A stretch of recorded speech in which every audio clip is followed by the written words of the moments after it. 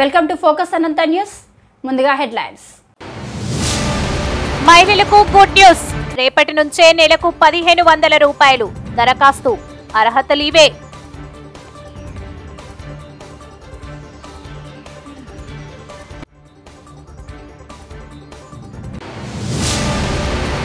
Fourth city ఏర్పాటులో మీ vision అద్భుతం. CM Revanth కు ఫాక్సాకాన్ చైర్మన్ ప్రశంసలు.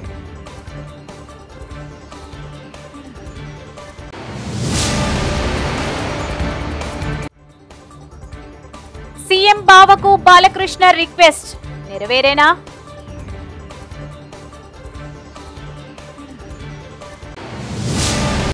రాష్ట్ర ముఖ్యమంత్రి నారా చంద్రబాబు నాయుడు నాయకత్వంలో కొత్తగా ఏర్పడిన తమ ప్రభుత్వం గత 5 ఏళ్లుగా ఆగిపోయిన హంద్రీనీవా కాలువ పనులు తిరిగి చేపట్టేందుకు ప్రణాళిక రూపొందించడం జరుగుతుందని రాష్ట్ర ఆర్థిక శాఖ మంత్రి పయ్యావుల కేశవ్ పేర్కొన్నారు.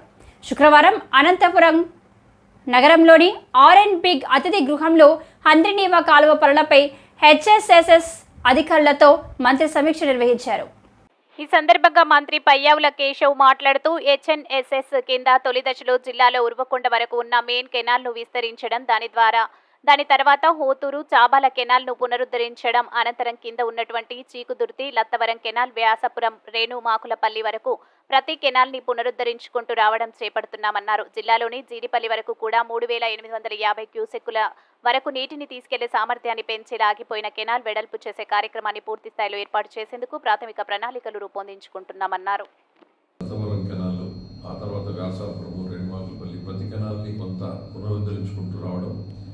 జీడిపల్లి వరకు కూడా 3850 క్యూసెక్ల క్యారింగ్ కెపాసిటీని పెంచే రకంగా నీటిని ఏదైతే ఆగిపోయిందో కెనాల్ వెడల్పు చేసే కార్యక్రమాన్ని పూర్తి స్థాయిలో ఏర్పాటు చేయడానికి ఇవాళ బేసిక్ ప్రణాళికలన్నీ రూపొందించుకుంటున్నాం.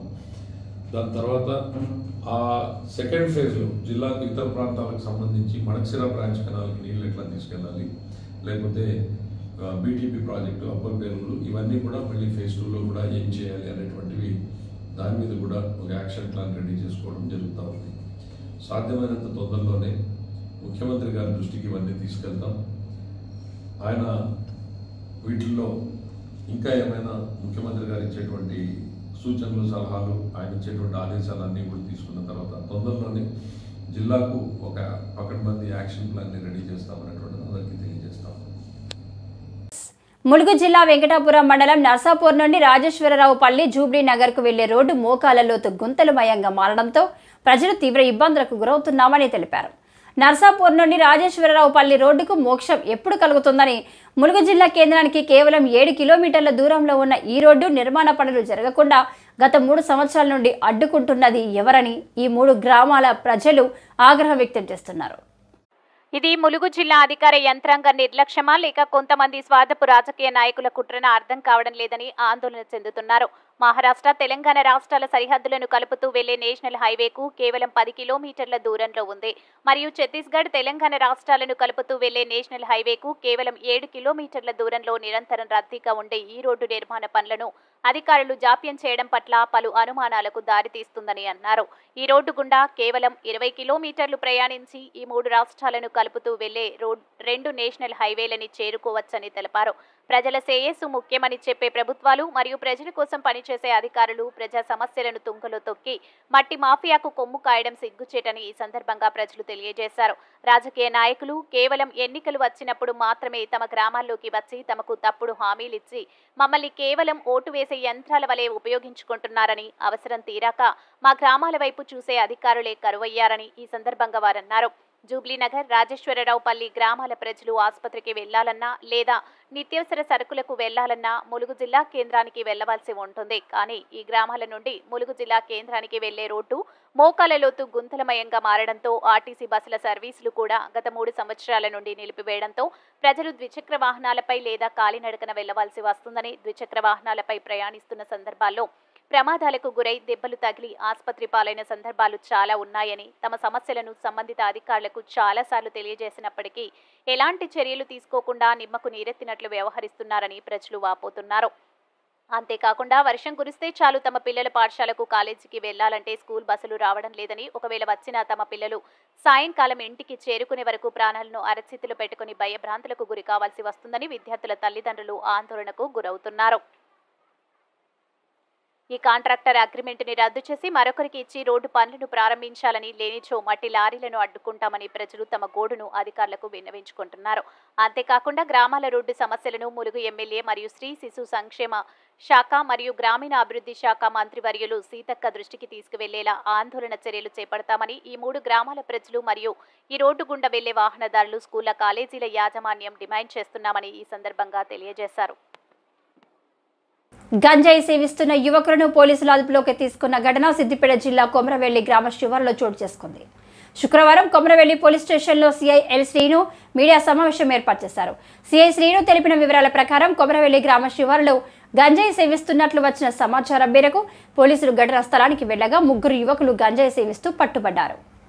వారిలో హైదరాబాద్ కు చెందిన కంకనాల భరత్, చిటిక నాగరాజు, 2 స్నేహితులు. వీరిది కామారెడ్డి స్వగ్రామం. భరత్ కుమార్ అనే వ్యక్తి కొమరవెల్లి వైన్ షాప్ లో కూలీగా పనిచేస్తున్నాడు. నాగరాజ్ అనే వ్యక్తి హైదరాబాద్ లో పటేల్ పూరాలో క్యాబ్ డ్రైవర్ గా పనిచేస్తున్నాడు. నాగరాజుకు గంజాయి సేవించే అలవాటు ఉండటంతో కొమరవెల్లిలో ఉంటున్న భరత్ కుమార్ వద్దకు తీసుకువచ్చి గ్రామ శివార్లో 2 గంజాయి సేవిస్తున్నారు. అలాగే వీరి వద్ద ఉన్న గంజాయిని కొందరు యువకులు అమ్ముతూ డబ్బులు సంపాదించుకుంటున్నారు. వీరి వద్ద కొమరవెల్లికి చెందిన దుర్గయ్య గంజాయిని కొని 3 కలిసి కొమరవెల్లి గ్రామ శివారులో గంజాయి సేవిస్తున్నారు. పోలీసులకు వచ్చిన సమాచారం మేరకు ఘటనా స్థలానికి వెళ్లగా గంజాయి సేవిస్తున్న 3 అదుపులోకి తీసుకుని వారి వద్ద నుంచి 40 గ్రాముల గంజాయి, 2 మొబైల్ ఫోన్స్, గంజాయి సేవించే చెల్లాను వారి వద్ద నుండి స్వాధీనం చేసుకుని అరెస్ట్ చేసి వారిని రిమాండ్కు తరలిస్తున్నట్లు సిఐ ఎల్ శ్రీను తెలిపారు. కొమరవెల్లి ఆలయానికి వచ్చే యువకులు స్థానిక యువకులకు అలవాటు చేస్తూ వారు ఆర్థికంగా లబ్ధి పొందుతున్నారు. అమాయక యువకులకు గంజాయి అలవాటు చేసి వాళ్ళను గుర్తించి స్థానిక పోలీస్ స్టేషన్కు సమాచారం అందించాలని తెలిపారు. గంజాయి అమ్మినా సేవించినా వారిపై కఠిన చర్యలు తీసుకుంటామని సిఐ ఎల్ శ్రీను తెలిపారు. మీద పంచుల్ని, ఫోటోగ్రాఫర్ వాళ్ళందరూ తీసుకొని ఎస్ఐ గారు అక్కడికి వెళ్ళి 3 పట్టుకోవడం జరిగింది. వీరిలో కంకనాల భరత్ కుమార్ అని ఒకతను, తర్వాత చింటి నాగరాజు ఒకతను, తర్వాత లింగంపల్లి దుర్గయ్య అనే 3 పట్టుకోవడం జరిగింది. దీంట్లో కంకనాల భరత్ కుమార్ అనే అతను కొమరవెల్లి పట్టణంలో ఉచిత బస్సు ప్రయాణం గురించి అనుచిత వ్యాఖ్యలు చేసినందుకు కేటీఆర్ దిష్టిబొమ్మ దగ్ధం చేసిన కాంగ్రెస్ నాయకులు. సిద్దిపేట జిల్లా హుస్నాబాద్ అంబేద్కర్ చౌరస్తాలో మహిళలకు ఆర్టీసీ ఉచిత బస్సు ప్రయాణంపై కేటీఆర్ చేసిన వ్యాఖ్యలను నిరసిస్తూ కాంగ్రెస్ పార్టీ శ్రేణులు రాస్తారోకో చేపట్టారు. అనంతరం కేటీఆర్ దిష్టిబొమ్మ దగ్ధం చేసి నిరసన వ్యక్తం చేశారు.